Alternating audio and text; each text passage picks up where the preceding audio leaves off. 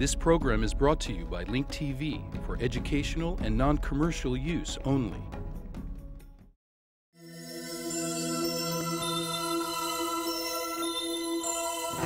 Mosaic, a daily news program from Link TV, presents a selection of news reports from independent and state-controlled broadcasters from throughout the Middle East.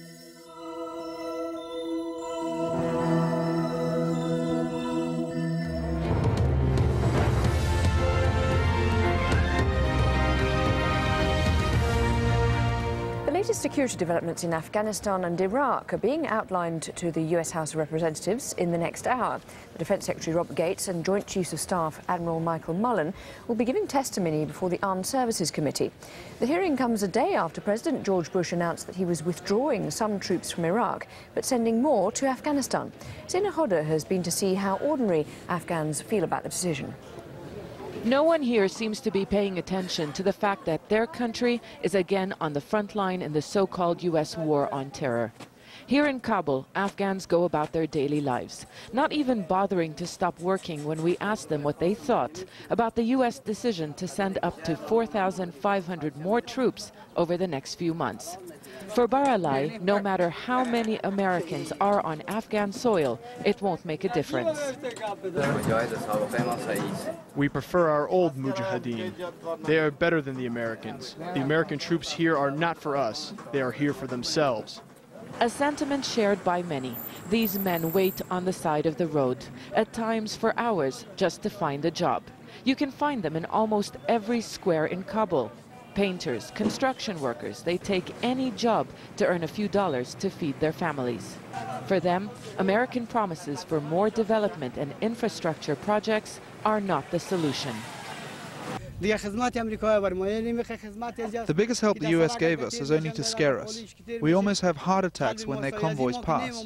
And every night on the news we hear 50 civilians are being killed because of them. Something Haji Saleh knows all too well. He lost his wife, sister and nephews in coalition bombardment in Panjwai district in Kandahar. He is originally from Helmand. Today, he is an internally displaced Afghan who had to escape the violence. When Musa Kala was under control of the Taliban for 11 months, it was peaceful. As soon as foreigners took over the bombardment and violence started, we request that the foreigners should leave. They can't bring peace. And for Samir, U.S. troops have so far been unable to bring peace, and he wonders what additional forces would do. The solution is strengthening our armed forces. They are better than Americans. We should make them powerful. There is a feeling of helplessness and despair as the security situation gets worse by the day. The United States seems to be placing a new emphasis on Afghanistan. This country is now less secure than it has been over the past 7 years. It has affected Afghans. There is a sense of frustration, but many doubt this new emphasis will change their lives for the better. Zana Khudr, Al Jazeera, Kabul.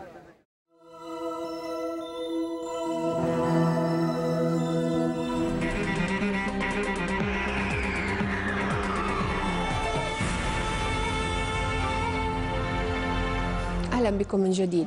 أعلنت وكالة يونهاب الكورية الجنوبية أنه تم اختطاف سفينة شحن كورية جنوبية على متنها بحر. Pyongyang news agency in South Korea announced that pirates hijacked one of its bulk carriers with South Korean and foreign sailors off of Somalia's coasts.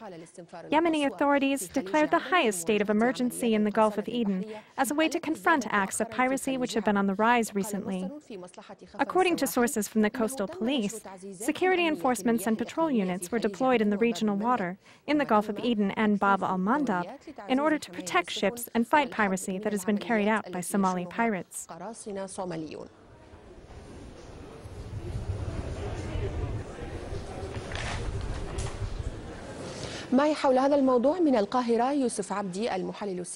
Joining us from Cairo, the Somali political analyst Yusuf Abadi. Mr. Yusuf Abadi, are the security measures that have been taken in the Gulf of Aden enough to deal with the acts of piracy which have been on the rise recently? لا شك أن الاستنفار من قبل اليمن وقوات الخفر السواحلية في اليمن الاستنفار إيجابي وأنه عملية إيجابية نحو الحد هذه أو تسدد. Without a doubt, declaring a high state of alert by Yemen and its coastal police is a positive and practical attempt to stop the problem of piracy, which has spread quickly in recent times. The Yemeni coastal police have managed to rescue a Saudi ship in the Gulf of Eden. However, this is not only about the Yemeni forces. There are also a large number of American Marines and French forces in the Gulf of Eden, across from the coasts of Somalia and Djibouti. من مارينس القوات الأمريكية ومن القوات الفرنسية على خليج العدن وعلى قبالة الصومال والسواحل الجيبوتية.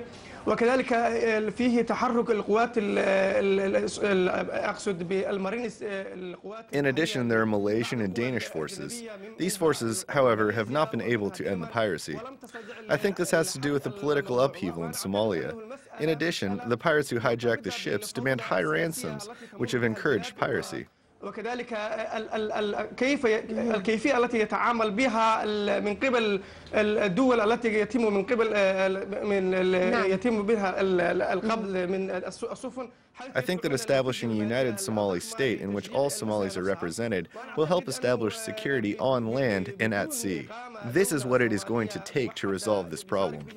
الصوماليين كلهم باستتاب الأمن بالبر الصومالي وبالكتلة اليابسة للصومالي لا يمكن الحد الموقف كما أعتقد يعني لو تابعنا عدد السفن التي تم اختطافها من قبل القراصنة تقريبا أكثر من 30. We have estimated that more than 30 ships out of 20,000 ships passing off the coasts of Somalia have been hijacked. This is not a small number. If this problem is linked to the internal situation inside Somalia, then this problem will continue for a long time.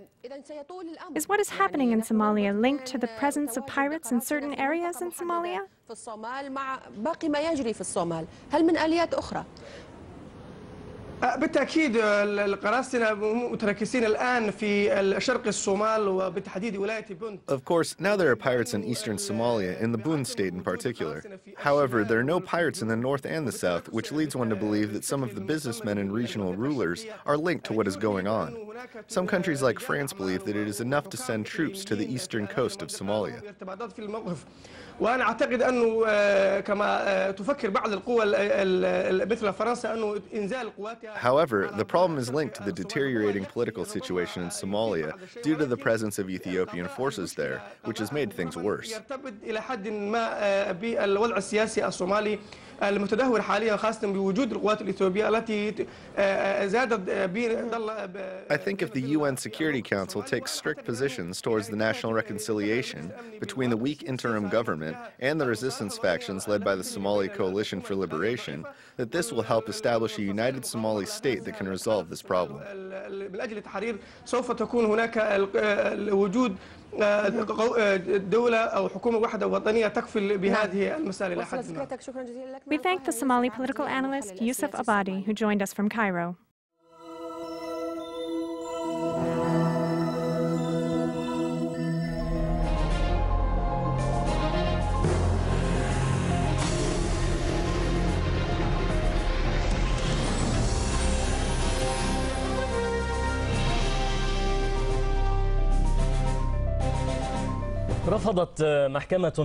A Dutch district court has dismissed the case filed by Hassan Nahanovic, who demanded compensation for the families of 8,000 Muslims killed in 1995. The victims were handed over by the Dutch UN peacekeeping forces to the Serbs. The court argued that the Dutch forces were working under the flag of the UN and not under the command of the Dutch authorities.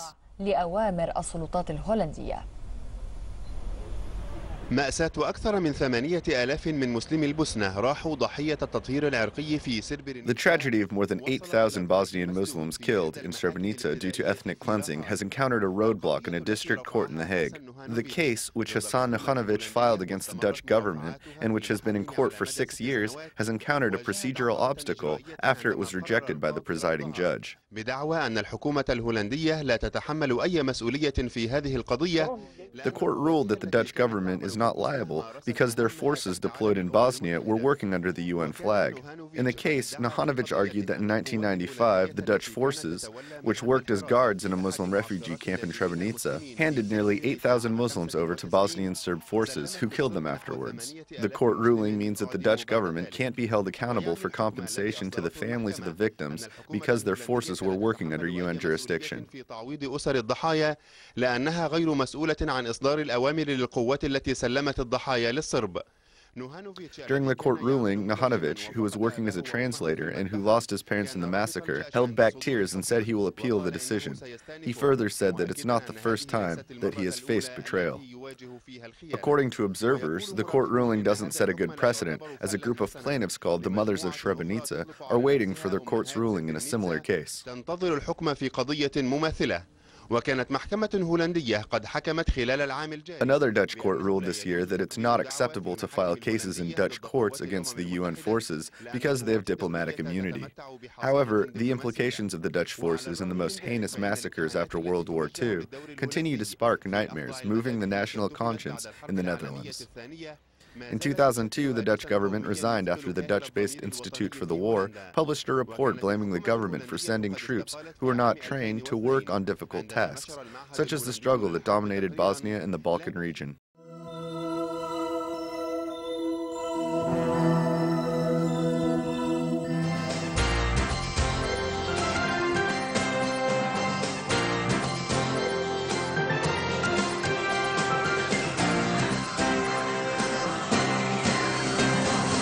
Prime Minister Ehud Olmert, Defense Minister Ehud Barak, and Foreign Minister Tzipi Livni held security talks in Jerusalem today.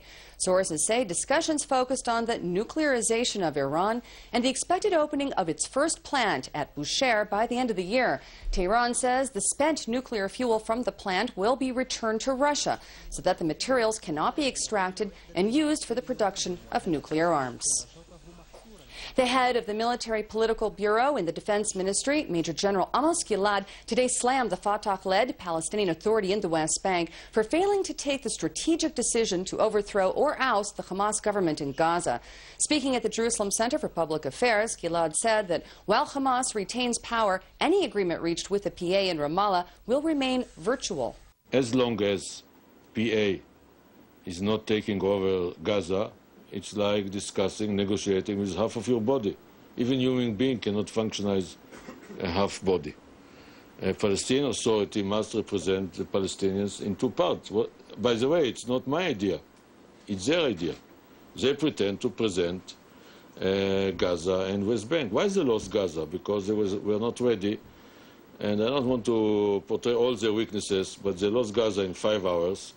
There was no reason that it had to develop to this reality of two entities, that one of them is totally hostile and the second one is discussing with us agreement on the shelf. As long as they are not representing Gaza and West Bank, it's very difficult to reach real agreement. I've talked about the negotiations with PA. And as I've mentioned, Hamas, what they want, what is needed, Palestinian Authority takes over Gaza. What Hamas wants is the opposite, to take over West Bank. From our point of view, taking over West Bank by Hamas is a terror, military, security threat to Jerusalem, major cities, to State of Israel, to the whole Middle East.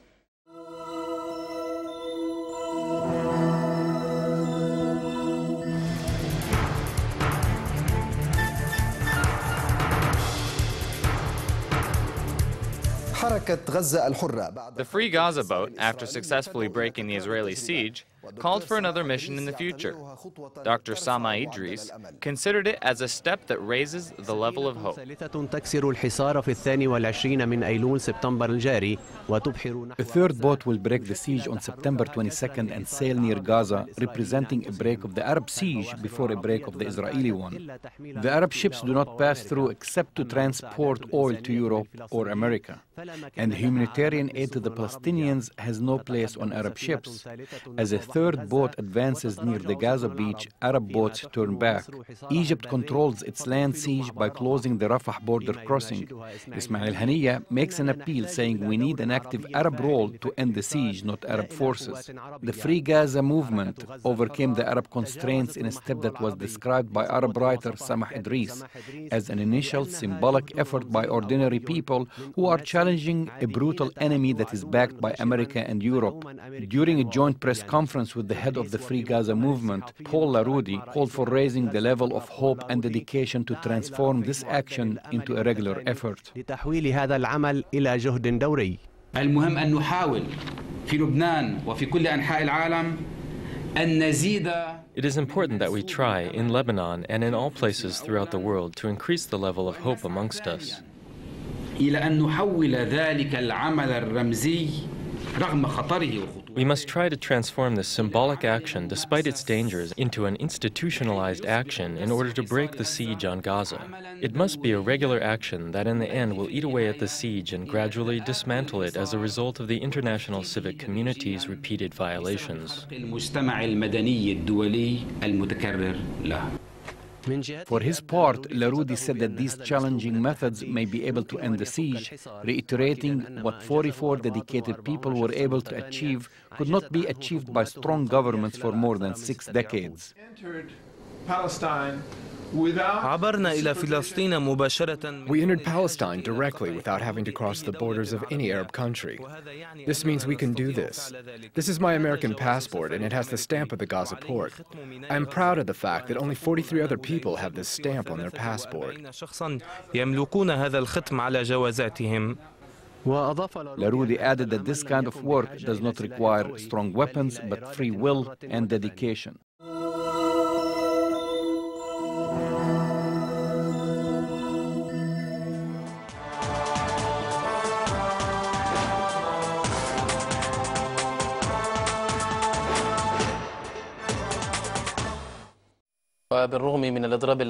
Despite the strike that was supported by the Ramallah government, the European hospital in southern Gaza has continued to provide medical care in all of its divisions. The hospital's employees continued to work as they usually do, ignoring threats that they will be fired if they would not join the strike. These innocent children have found themselves in a bitter struggle. Their suffering is being used to achieve political gains. The employers in the health department were forced to stop working, but most doctors refuse to be blackmailed by the threats of losing their jobs if they do not join the strike. As time passed by, about 70% of the technicians and doctors were in the hospital. Thank God the critical care units in the hospital were not affected. The emergency and infant care units were also not affected. After we made our tour in the European hospital, we found that a number of doctors did not come in response to the pressure of the evils. Others, however, increased their working hours. They will not stop being good humans, regardless of the challenges, and put the health of people above all considerations, despite political divisions. The strike has not affected the cesarean section surgeries. However, the team that usually performs these surgeries are all absent. No one came. All the doctors and nurses in the cesarean section surgery unit did not come. We brought 2 of the staff from the emergency unit and they managed. We did not refuse or postpone any cases. People's health should be placed above all other considerations. Doctors should not be involved in the siege against the Palestinian people, forcing them to succumb to the will of the occupation. What would be the faith of those who are trying to force the doctors to go on strike if they should become sick and became in need of urgent medication?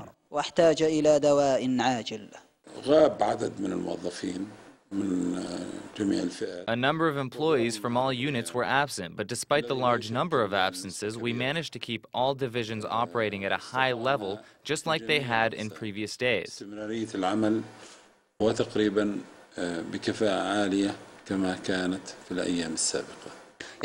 Some doctors stopped working, leaving patients wondering what these doctors would do if their children were to get sick during doctor strikes. Suleiman Abu Sita Al-Aqsa from the European Hospital in Gaza, Palestine.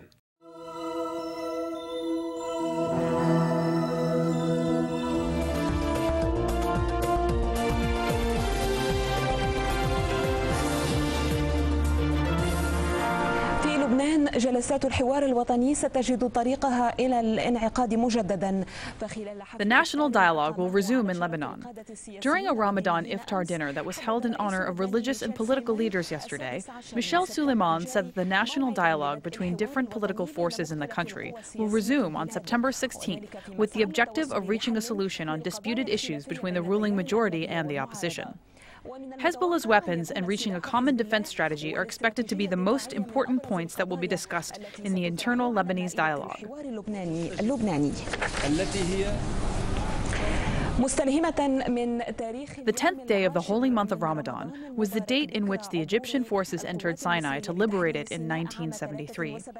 The Egyptian opposition picked this date to organize a demonstration against the Israeli-imposed siege on Gaza. The walking demonstration will go to the Rafah border crossing in an attempt to enter Gaza and give the Palestinians some medical and food supplies.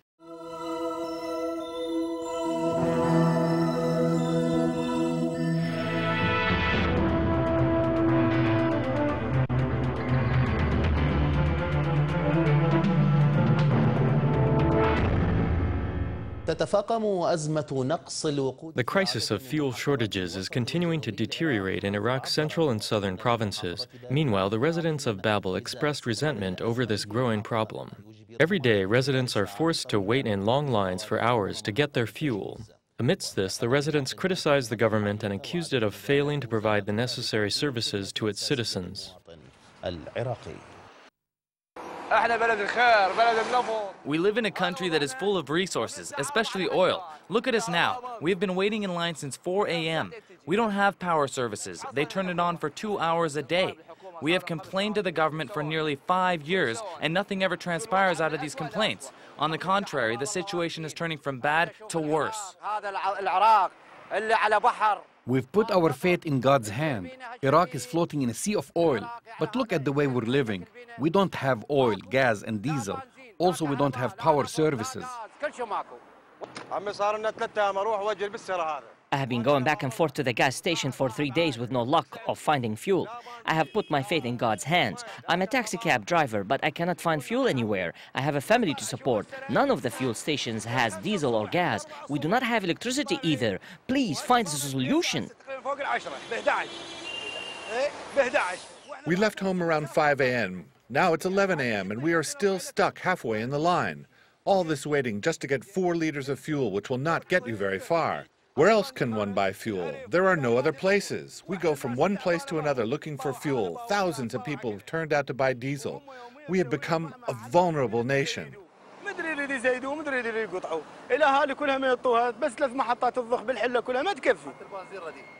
Why are they making a big deal out of diesel? Why can't they just increase supplies? They don't want to increase supplies. There are only 3 fuel supply stations in the area of Hila, and this is not enough. Also, the small amount of diesel they give us is bad. The diesel is mixed with propane, and this could explode in the car's tank.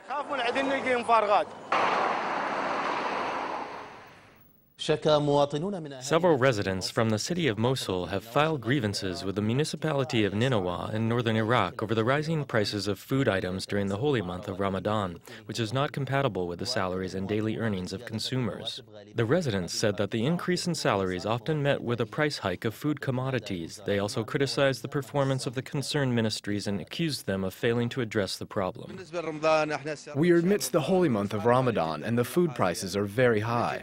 What we used to buy in the market for 1,000 Iraqi dinars a month ago now costs 2,000 dinars. When you ask them why, they tell you, I don't know, perhaps because it's the month of Ramadan. Ramadan is supposed to be the month of giving and kindness. The dollar is losing value and the Iraqi consumer is losing in the process. The consumers are suffering due to the supply and demand of the market. They should reduce the prices of food items in a way that is compatible with people's income. They need to make a balance. Otherwise, the people will continue to suffer the consequences. At the beginning of Ramadan, the prices of food items went up, and the reason has to do with the Iraqi merchants. For example, if an item costs $1, the merchant sells it for $2. When you ask him about the reason, he tells you the supply is very low, as parts of the borders are closed. They used to bring goods from Syria through the inspection point of Arabiya. Now all the goods are shipped through the post office. All these burdens and extra costs are passed to the Iraqi consumers.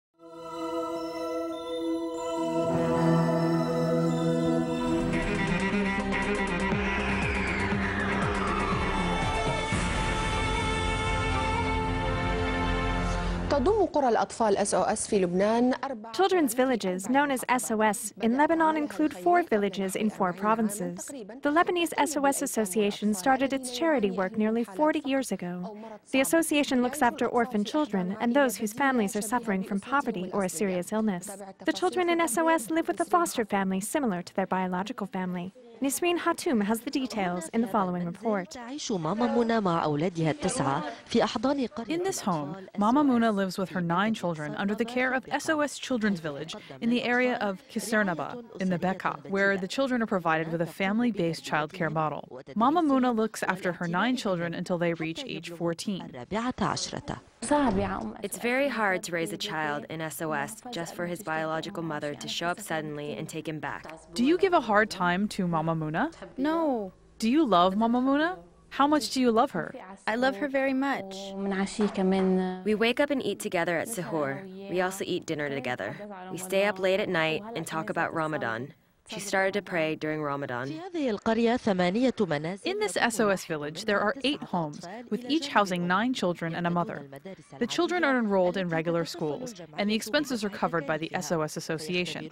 The children live in the care of an SOS mother and SOS siblings, in addition to their model father, who is the director of the village and whom the children call Uncle Suleiman. The strong feeling of a good family relationship is tested when SOS young ladies get married and decide to leave their homes in the village. This is the greatest joy of the village.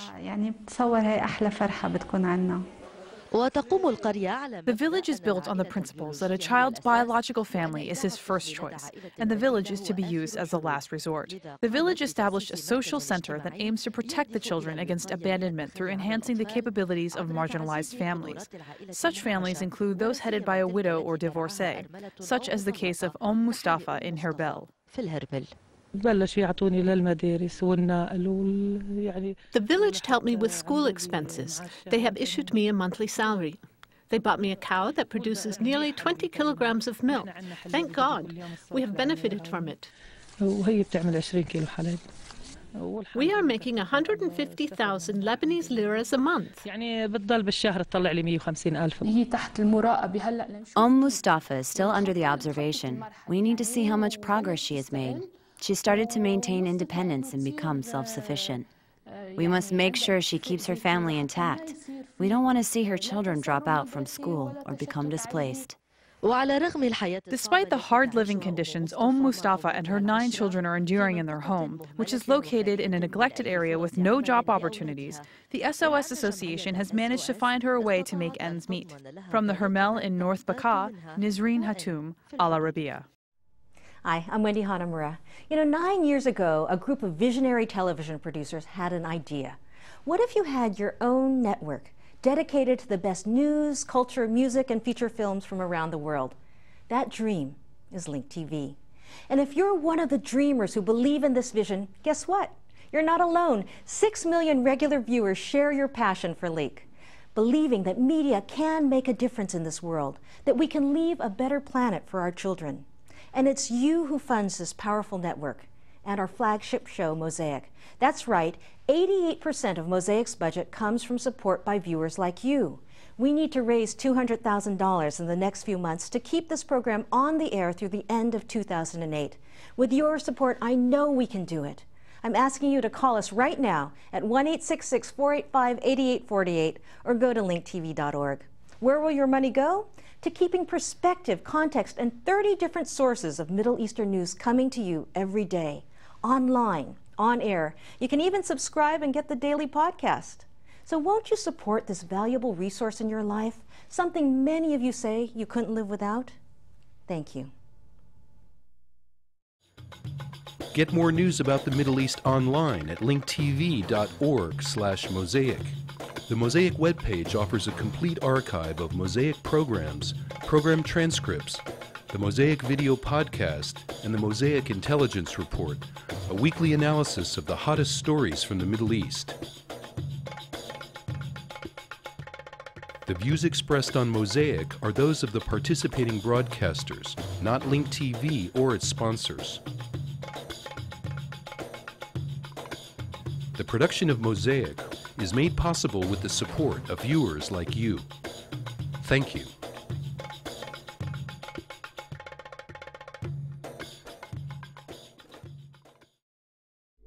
This program was brought to you by Link TV for educational and non-commercial use only.